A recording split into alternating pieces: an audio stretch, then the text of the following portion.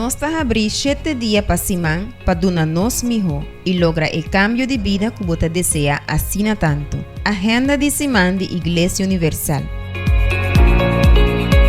Já luna, nós temos reunião dedicada para ajudar para a estabilidade e prosperidade financeira de movida. Mitad de 8 e 10 horas de manhã, 3 horas da tarde e especialmente mitad de 7 da tarde. Já março, nós te ajudamos a plenitude de saúde. Participar na reunião de sanação, mitad de 8 e 10 horas de manhã, 3 horas da tarde e especialmente mitad de 7 da tarde. Já razão, reunião de ayunan de Deus e estudo de Bíblia, para abo comester de reanimação e fortalecimento espiritual. Den reunião aqui, logo sinha para receber encontro verdadeiro com Deus. Mitad de 8 e 10 horas de manhã, 3 horas da tarde e especialmente mitad de 7 da tarde.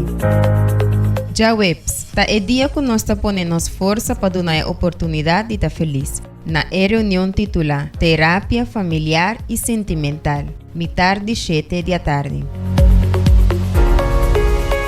Já viernes, na Igreja Universal nós luta cara a cara contra a maldade, para acabar com o problema espiritual que não te lagabo alcançar a paz que tanto você deseja. Mitad de 8 e 10 horas de manhã, 3 horas da tarde e especialmente mitad de 7 da tarde. Já sabra, participar na reunião que lo quita tur hasta qualquer obstáculo que te limitava a vida. Na reunião de caso não impossível, mitad de 8 de manhã. Já domingo, grande concentração de fé e milagre, o tratamento espiritual para curar alma, corpo e espírito.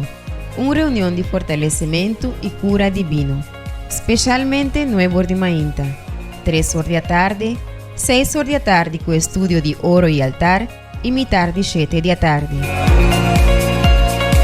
Se você deseja mais informação tocante ao trabalho que a Igreja Universal Tallahassee, vou por visitar nossa página de Facebook, Igreja Universal de Reino de Deus Bonaire.